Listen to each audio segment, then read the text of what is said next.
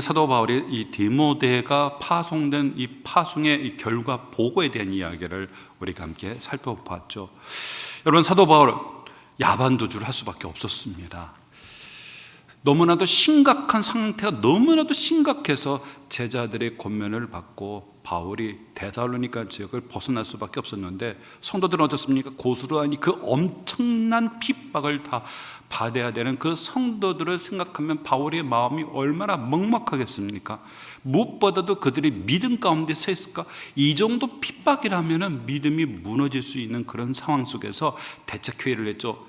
바울과 실라와 디모데가 다 같이 모여가지고 대책회의한 결과가 뭡니까? 디모데를 파송하자는 겁니다. 가서 그들의 영적 상태가 어떻게 돼 있는지를 가서 파악할 수 있도록 디모데를 보내자. 그래도 어때요? 디모데가 파송이 됐는데, 그리고 이제 고린도 지역에서 디모데를 만나게 됐어요. 그래, 놀라운 소식을 듣게 되어진 거예요. 선생님 염려하지 마세요. 믿음과 사랑의 이 놀라운 기쁨의 소식, 선생님이 그토록 보고 싶었던 그 성도들이 선생님을 보고자 합니다. 선생님을 보고자 하는 그 마음이 간절하다고 합니다. 여러분, 바울이 이 소식을 듣자마자 바울도 형편이 매우 안 좋은 상황 속에 있었죠. 7절에 보면은 이러므로 형제들아, 우리가 모든 궁핍과 환난 가운데서, 궁핍과 환난이다 라고 말하고 있어요. 바울이 이렇게 고백할 정도라면은 바울의 사정이 매우 열악했습니다. 궁핍이 뭡니까, 여러분? 경제적인 어려움이잖아요. 예?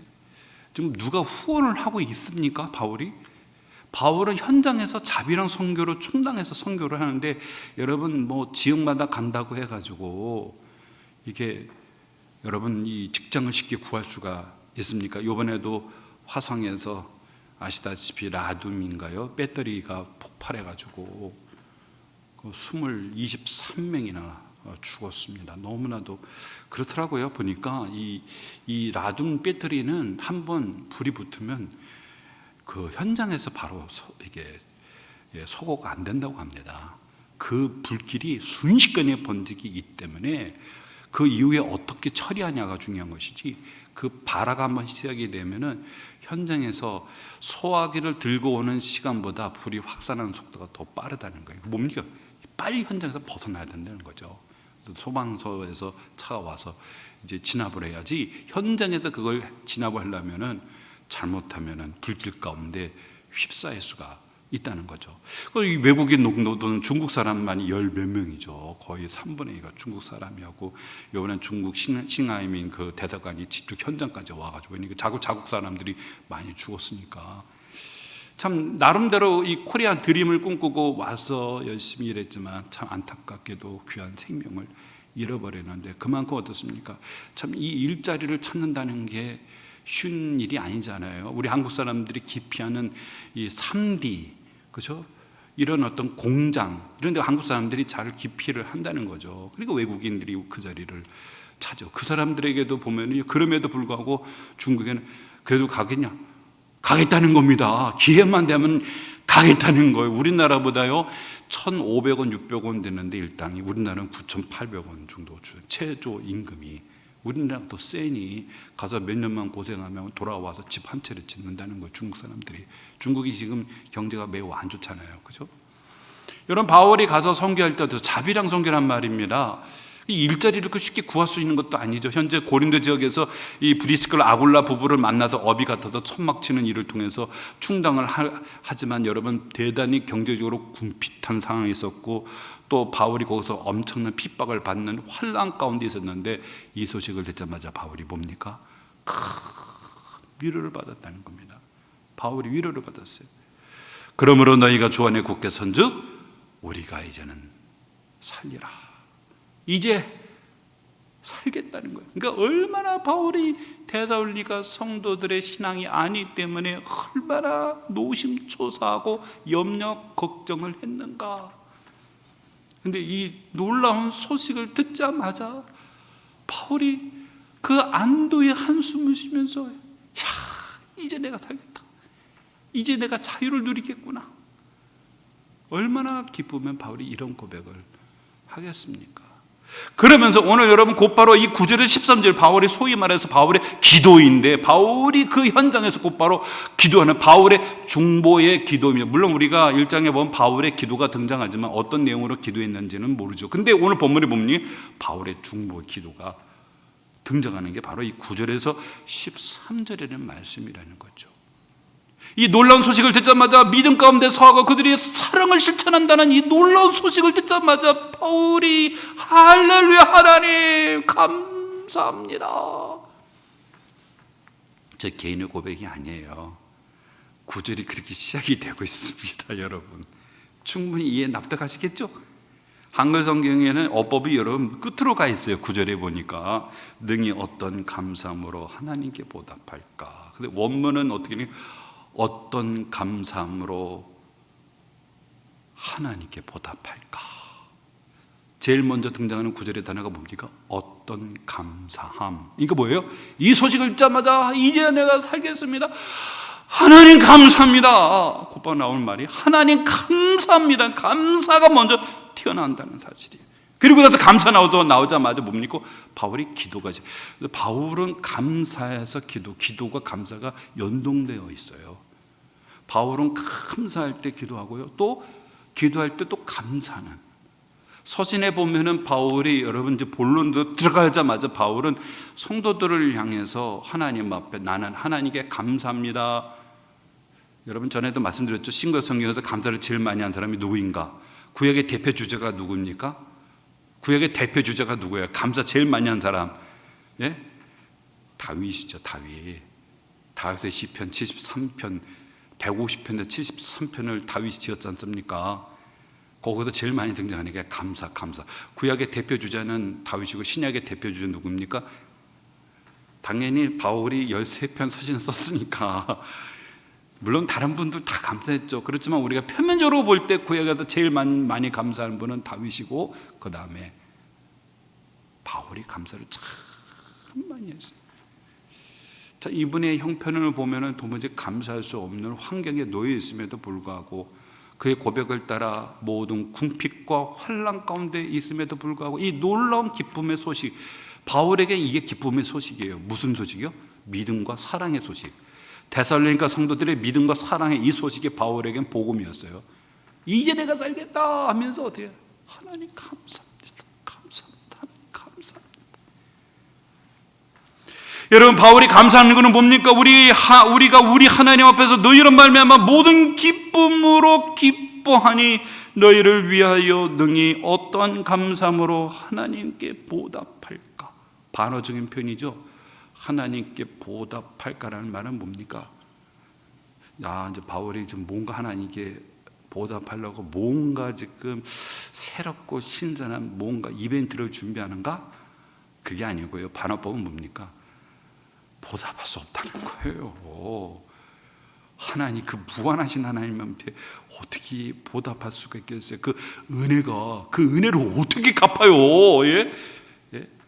하나님께 보답할까? 그 은혜가 너무 큰데 정말 보답하기를 원하지만 보답할 수가 없어요. 갚을 수가 없다는 뜻이에요.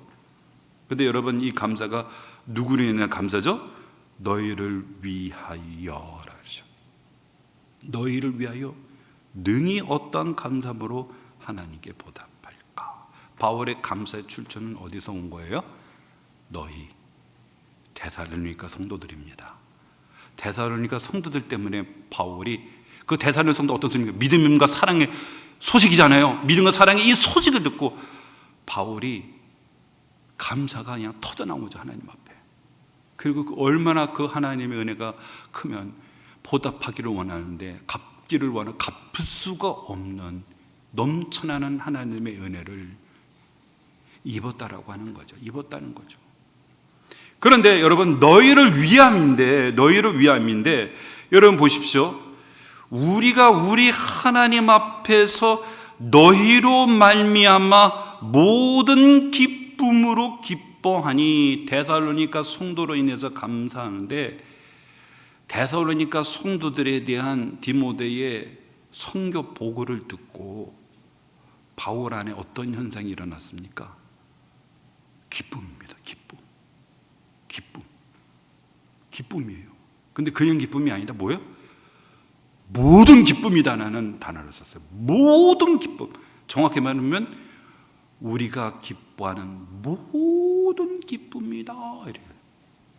그러니까 그 소식을 듣자마자 바울이 너무 기뻐가지고요. 정말 춤을 추고 싶고요. 덩실덩실 춤을 추고 싶은 거예요. 막 이 기쁨이 막 폭발할 정도로 충만한 그 기쁨이 여러분 폭발할 정도로 바울 안에 기쁨이 넘쳐났다는 거. 그 기쁨에 누가 주신 거죠? 하나님이죠. 그래서 어떻게 되죠? 여기 보면은 우리 하나님 앞에서 너희로 말미암아 모든 기쁨으로 기뻐한다. 하나님 앞에서 기쁨이라는 게 뭐예요? 이 소식을 듣자마자 바울이 정말 심장이 터질 것 같은 그 기쁨을 느끼게 됐는데, 그 기쁨은 하나님의 임재를 경험했기 때문에 그렇습니다. 바로 그 순간 하나님의 임재 속에 기쁨이 넘쳐나는 거예요. 여러분, 이 기쁨은 우리 사도 바울이 로마서 14장 17절에 보면 하나님의 나라는 먹고 마시는 것이 아니요 뭐라고 하죠? 의와 희락과 평안이라. 희락이 뭐예요? 기쁨이죠. 기쁨. 성령 하나님이 임재하는 곳에 기쁨이 있어요. 성령 하나님이 임재하는 곳에 기쁨이 있다는 건 그곳에 누가 오셨다는 겁니까? 하나님이 그 현장에 내 마음속에 나의 가운데 하나님이 충만한 그분의 임재 때, 하나님이 우리 눈에는 보이지 아니하지만 성령 하나님을 통해 우리 가운데 하나님이 임재할 때에 우리가 뭘 느끼냐면 그분의 성품을 느끼게 됩니다. 여러분, 이랑 비슷한 말을 한 분이 D.L. 무디죠. D.L. 무디가 철도길을 거닐고 있다가 나를 위해서 십자가에서 피 흘려 죽으신 예수 그리스도를 묵상하는데 그 순간 하나님의 그 임재가 무디를 덮쳤어요. 그러니까 무디가 그 순간 감당이 안 되는 거예요. 그 고백에 하면 심장이 터질 것 같다는 거예요. 그래서 하나님께 뭐라고 고백해요? 그만, 하나님 그만, 심장이 터질 것 같다는 거예요. 여러분, 사실 그 하나님, 무한하신 하나님, 전지전능하신 그 하나님, 여러분, 그 하나님, 시간과 공간을 초월하신 그 하나님, 솔로몬이 뭐라고 기도했습니까? 솔로몬이 7년 대공사하고 나중에 솔로몬이 두 팔 탁 벌려가지고 성도들을 향해서 기도할 때 보면 하나님, 하늘의 하늘이라도 하나님을 용납하지 못하겠거늘 어찌 인간의 손으로 만든 이 성전에 하나님이 거주할 수가 있겠습니까? 이렇게 고백하잖아요. 그러니까 솔로몬은 바른 신학을 갖고 있었어요. 사람들은 성전 안에 하나님이 제한된 곳에 계신다고 했죠. 물론 하나님 이름을 두시고 임재의 증거로 빽빽한 구름이 임재해서 하나님이 임재한다는 것을 가시적으로 보여줬지만, 신학적으로 보면 무한하신 그 하나님은, 편지하신 그 하나님은, 전지전능하신 하나님은 여러분 사람의 손으로 만든 그 제한된 물질 세계에 하나님이 제한된 곳에, 그곳에 비좁은 그 공간 안에, 그 안에 거하시는 하나님은 아닙니다. 하나의 상징이죠. 어떤 상징이죠? 하나님이 여기 임재하고 계신다. 순례자들이 성전 안에 하나님이 모이는 이유가 하나님을 묵상하게 되죠. 이곳에 하나님이 계신다라고 하는 여러분 그 묵상 속에서 거기서 하나님의 임재를 경험하는 것이 아니겠습니까? 요나단 에드워드도 여러분 말을 타고 예수 그리스도를 묵상하는데 한참, 근데 요나단 에드워드 눈을 잠깐 한 5분 정도 묵상하는데 눈을 딱 떠보니까 온몸에 피가 막 흘러 있어요. 한 3시간 동안 산속에서 이 말이 막 여기저기를 막 말을 타고 있었는데, 말이 그 숲속을 막 여기저기 막, 이게 주인이 말고삐를 잡아낸 그 운전을 해줘야 되는데 말이 막 끌고 다닌 거예요. 그 산속에 막 나뭇가지에 막 걸려가지고 피는데 그리스도의 그 형량할 수 없는 그 하나님의 그 사랑을 충만하게 임자니까 그것이 현실을 초월해버린 거예요. 초월해버린 거예요. 여러분, 이게 놀란 모습으로 저를 봅니까? 왜? 남의 얘기가 아니고 저와 여러분이 이 역사 현장에서 경험할 수 있는 겁니다. 예? 성경 속에 있는 박제된 이야기가 아니에요. 여러분, 역사 박물관에 가보시면은 옛날에 그 구석기 시대부터 신석기 유물들을 여러분 볼 수 있을 겁니다. 옛날에 사람들 정말 이렇게 살았구나. 그 신라 그 경주 박물관 가니까 그 왕관 보셨어요? 금으로 된 왕관? 그걸 어떻게 그냥 종이처럼 얇게 펼쳐가지고 그 왕관을 만들었는지 그 옥을 그냥 뚫어가지고, 야, 대단해요. 누군가는 이 왕관을 썼을 텐데 유물들은 남아있지만 사람은 없어요. 다 죽었어요.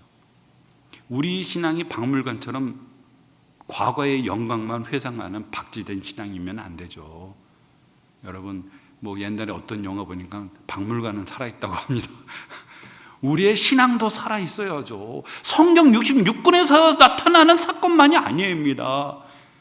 2000년의 기독교 역사 속에서 우리 선배들만이 누렸던 그런 은혜가 아니에요. 오늘 우리의 이 삶의 현장에서도 우리 하나님은 찾아오시고 우리를 만나시고 우리를 풍성케 하시며 바울이 기뻐하는 그 기쁨으로 우리를 기쁘게 하시는 분이 바로 하나님이라는 사실이죠. 하나님이라는 사실이죠.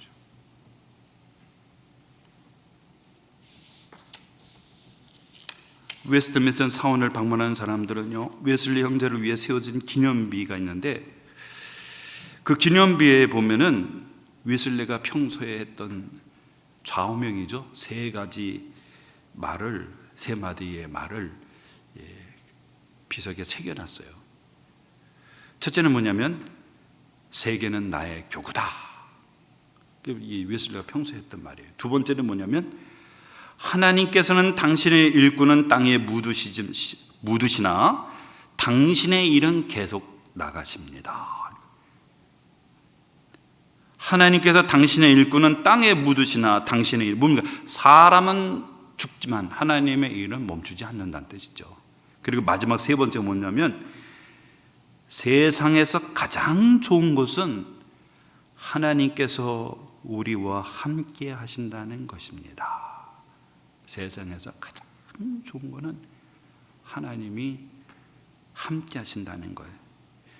웨슬리가 마지막 임종할 때, 죽을 때 그가 고백한 말이 이런 고백이었어요. 그는 죽기 직전에 팔을 높이 들고 승리의 기쁨이 넘치는 목소리로 세상에서 가장 좋은 것은 하나님께서 우리와 함께 하시는 것이다 하고 마지막 외치고 숨을 거뒀다고 합니다. 여러분, 하나님의 함께 하심을 경험하십니까? 말씀 속에서 우리가 목도하는 게 아니라 우리의 삶의 현장 속에서도 우리 하나님은, 오늘 바울과 함께 하셨던 하나님은 저와 여러분과도 함께 하시는 하나님이라는 사실을 잊지 마시기 바랍니다. 우리가 우리 하나님 앞에서 너희로 말미암아 모든 기쁨으로 기뻐하니 너희를 위하여 등이 어떤 감사함으로 하나님께 보답할까? 그러면서 오늘 10절에 보니 오늘 이 기쁨과 감사 속에서 바울의 기도가 시작이 됩니다. 바울의 기도가. 여러분 10절에 보세요. 주여로 심히 간구함은 너의 얼굴을 보고 너의 믿음이 부족한 것을 보충하게 하려 함이라. 바울의 기도의 목적을 얘기하는데 여러분 여기 보세요. 좀 흥미로운 단어 썼어요. 여기 보면은 주야로에서, 주야는 낮과 밤이죠. 그러니까 바울이 하루에 2번 기도했나 보다. 밤에 기도하고 낮에 기도했나. 그게 아니라 이게 관형적인 표현이잖아요. 주야로라는 거 뭐예요? 쉬지 아니하고 기회가 되면 바울은 기도했다는 뜻이잖아요. 그렇죠? 그런데 여기 심히 강구함은 이랬어요. 이게 심이라는 단어로 우리 한국 성경에는 번역했는데 헬라에 보면은 휘페렉 페릭수, 이렇게 휘페렉 페릭수가 두 개의 전치사하고 부사가 결합이 됐어요. 휘페르라는 전치사하고 에크라는 전치사하고 그 다음에 페릭수스라는 부사가 합해진 거예요. 그러니까 세 개의 단어가 합해진 단어가 오늘 심이라는, 우리 한국 성경은 딱 두 마디로 심이 이렇게 됐지만 원문에는 그렇게 되어 있잖아요. 휘페렉 페릭수. 휘페르라는 거는 뭡니까? 뭐뭐뭐세, 뭐 의하여, 위에, 뭐 이런 표현들 갖고 있고요.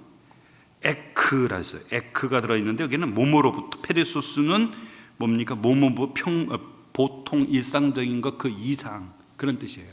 이거 합쳐지면 뭐냐면 보통을 훨씬 초월하여 엄청나게, 이렇게 보통 훨씬 초월하여 엄청나게. 그래서 학자들은 이렇게 말해요. 더 이상 강조할 수 없을 만큼 그 정도를 강조하는 단어이다. 그렇게 뭐예요? 기도했다는 거예요. 바울이 주야로 기도할 시간이 되면 뭡니까? 심히 보통을 훨씬 초월하여 엄청나게 뭡니까 여러분? 기도에 몰입을 했다는 거예요. 특별하게 바울이 이 데살로니가 성도들을 향해서 열정을 다 해가지고 바울이 기도했다는 거예요. 그 기도의 목적이 뭡니까? 두 가지예요. 하나님 빨리 얼굴 볼 수 있게 해달라는 거죠. 데살로니가 성도 얼굴 보고 싶다는 거 하나님. 그들 얼굴 한번 보고 싶어요 하나님. 네. 두 번째는 뭡니까? 너의 믿음을 부족함을 온전케 하라. 여러분, 그럼 이들이 믿음이 문제 있는 건가요? 이들이 믿음은 바른 믿음이고요, 환난과 핍박을 이긴 믿음입니다. 그러지만 믿음은 여러분 완성되는 게 아닙니다. 믿음은 계속해서 전진해야 되고 성장해야 됩니다. 옛날에 한 중직자가, 제가 서점에서 얘기했던 적이 있어요. 이제 우리 믿음을 위해서 더 말씀 좀 나누고 해야 되겠습니다. 할 때 그분이 하는 말이, 믿음을 가졌는데 뭘 또 할 게 있어요 목사님? 믿음을 가졌는데 더 뭐 할 게 있어요? 안 해도 돼요. 우리 믿음 가졌어요 목사님. 다른 거 합시다. 이렇게 얘기하더라고요. 제가 좀 막막했어요.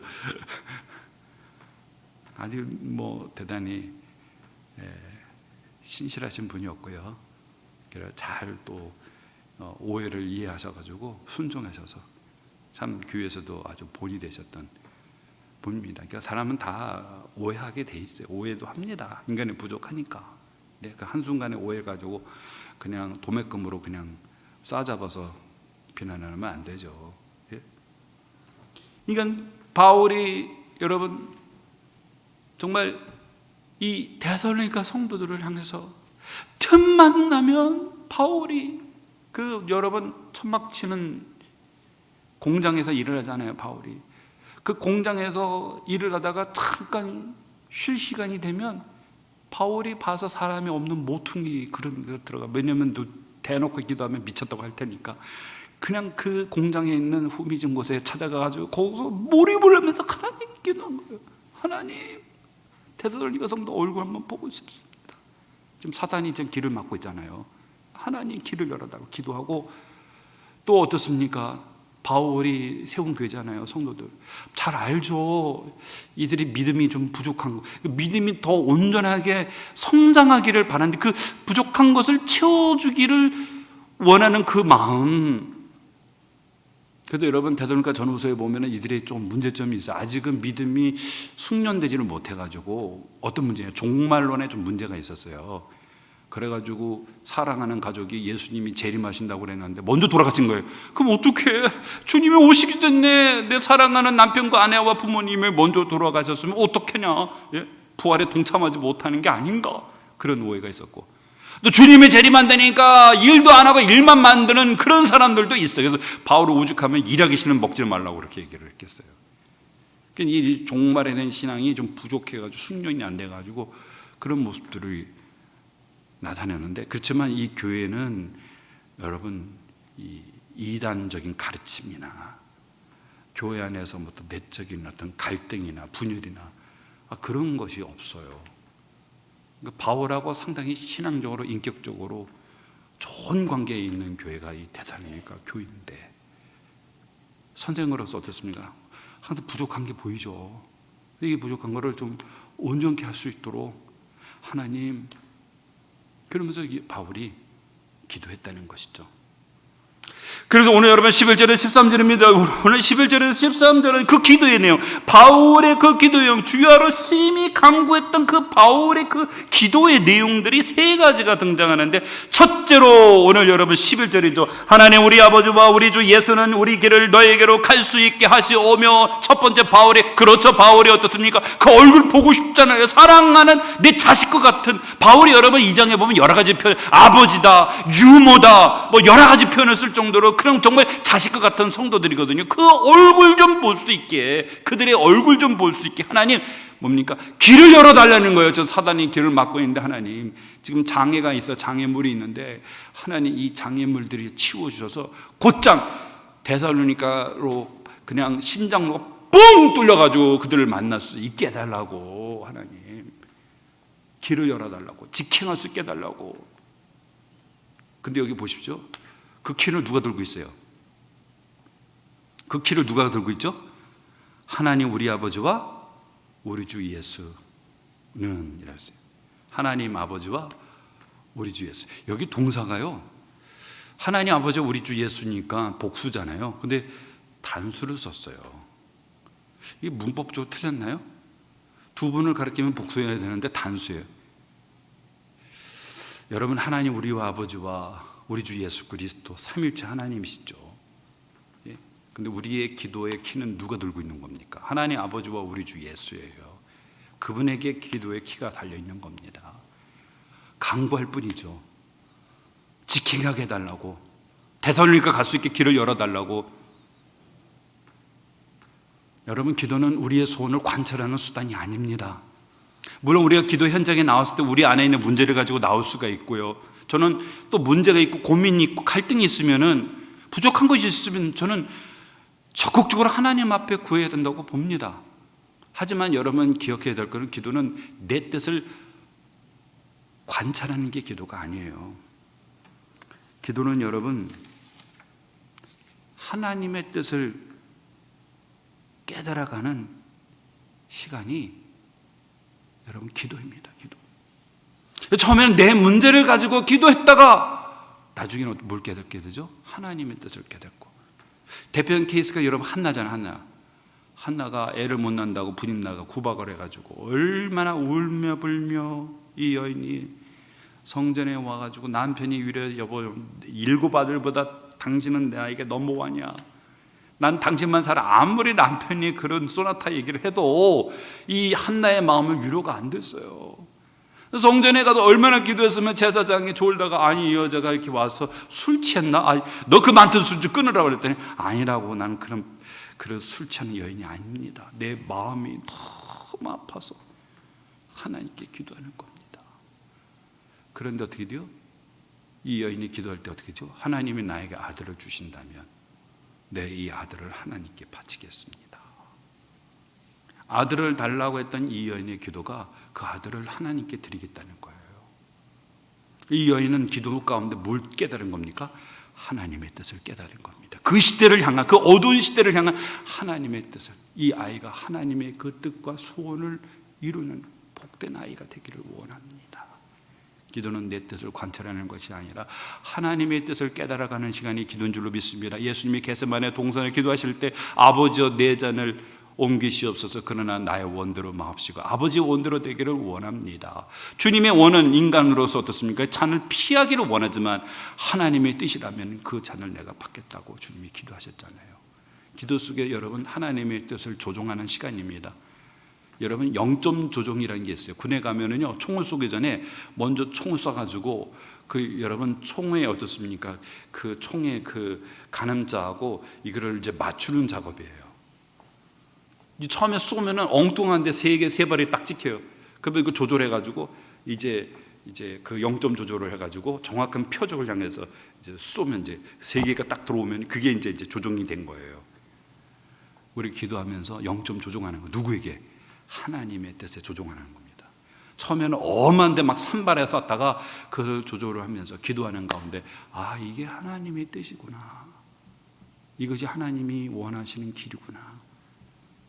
그분의 뜻에 우리가 조율하고 그분의 뜻에 맞추는 것, 여러분 그것이 기도인 줄로 믿습니다. 두 번째는 뭡니까 여러분? 12절이죠. 또 주께서 우리가 너희를 사랑한 것 같이 너희도 피차가 안에 모든 사람에 대한 사랑이 더욱 많아 넘치게 하사라고, 사랑을 더욱 증대하게 해달라. 피차 서로예요. 서로에 대한 사랑이 더 풍성해지기를 원하면 여러분, 이 교회가 사랑이 없는 교회예요. 에베소 교회 같은 경우는 사랑이 없어서 뭡니까 여러분? 촛대로 옮기겠다고 말씀했죠. 근데 이 교회 사랑이 없는 교회입니까? 우리가 데살로니가 1장에 뭡니까? 믿음의 역사와 사랑, 어떤 사랑이요? 사랑의 수고가 있어요. 사랑에 수고하는, 헌신하는 그 교회가 바로 데살로니가 교회입니다. 그럼에도 불구하고 오늘 뭡니까? 피차 서로 사랑을 더 풍성하게 하라라고 말하고 있어요. 풍성하게 하라라고 했어요. 그래서 여러분, 이 데살로니가 이 기도가 응답이 됐는지 바울이 고린도 지역에 가서 뭐라고 얘기했죠? 마게도냐 교회를 예를 들죠. 그 참 궁핍과 환난 가운데 여러분 연보를 했는데 정말 넘치게 하였더라라고 말했죠. 넘치게 하였더라. 이 빌립보 데살로니가 교회가 바로 마게도냐에 있는 교회잖아요. 예루살렘의 교회가 어렵다고 하니까 헌금을 모아다가 도왔죠. 그럼 이 사랑이 참 모범인데, 빌립보 교회는 뭡니까? 바울이 감옥에 갇힐 때 선교 후원금을 보내는 교회, 한두 번이 아니죠. 그게 바로 빌립보 교회, 그 데살로니가 교회. 사랑이 많은 교회죠. 더욱 사랑이 어때요? 넘치게 달라. 세 번째 13절입니다. 너희 마음을 굳건하게 하시고 우리 주 예수 그리스도께서 그의 모든 성도와 함께 강림하실 때 하나님 우리 아버지 앞에서 거룩함에 흠이 없게 하시기를 원하노라. 너희 마음을 굳건하게 하시고, 여러분 이 굳건하라는 이 단어는 여러분 그 앞에 우리가 그 3장 우리가 2절에 있는 말씀 하고 1절이죠. 2절에 있는 말씀하고 같은 단어죠. 너희를 굳건하게 하고 같은 단어인데, 이 굳건한다는 게 흔들리지 않는 거죠. 믿음이 흔들리지 않는 거죠. 믿음이 흔들리지 아니하고 주님이 재림하실 때에 모든 성도와 함께 강림하실 때에 하나님 우리 아버지 앞에서 거룩함에 흠이 없게 하시기를 원한다. 마지막 종말 때에 주님이 강림하시면 우리가 누구 앞에 서는 거죠? 하나님 앞에 선다는 겁니다. 하나님 앞에 서서 우리가 최후의 심판이 있는데, 하나님 앞에 섰을 때에 거룩하고 흠이 없게 하시기를 원한다라고 말했습니다. 한마디로 뭡니까? 성화. 여러분, 오늘 바울의 세 가지 기도를 우리가 살펴봐서, 하나는 직행하게 해달라, 두 번째는 사랑이 더욱 많게 해달라, 세 번째는 뭡니까? 믿음이 굳건해져서 마지막 때 주님이 오실 때에 어떻습니까? 하나님 앞에서 책망받을 것이 없는 거룩하고 흠이 없게 해달라. 적장에 많은 분이 이게 기도야? 바울이 좀 다른 기도도 있을 텐데 지금 환난과 핍박을 받으면 하나님 저 원수들을 무찌르게 해달라고, 예? 환난과 핍박에서 이들을 구원하게 해달라고, 환난과 핍박에 다 사라지게 해달라고. 근데 바울은 그런 기도를 안 하고 가서 너희들이 어때요? 사랑이 풍성해지고 마지막 때 어때요? 거룩하게 해달라고. 오늘 바울의 이 기도는 그 개인만의 기도가 아닙니다. 하나님의 소망이 여러분 이 바울에게 투영이 된 거예요. 하나님의 마음은 바로 이 데살로니가 성도들에 향한 하나님의 마음이 오늘 이 기도 제목 속에 여러분 담겨져 있다는 사실이겠죠. 우리 주사랑 우리 모두에게도 마찬가지입니다.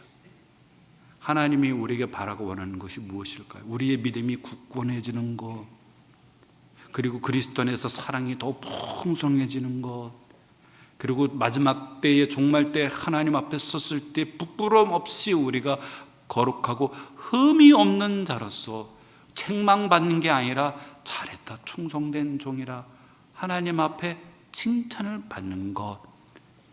여러분, 이것이 바로 우리 하나님이 저와 여러분을 향해서 기대하고 고대하시는 하나님의 소망인 줄로 믿습니다. 이 소망을, 바울의 기도 속에 투영된 우리 하나님의 그 마음을 우리가 헤아리고 우리 하나님이 기뻐하시는 믿음의 사람으로 우뚝 서는 저와 여러분 되기를 주 이름으로 축원합니다. 기도하겠습니다. 하나님 아버지 감사합니다.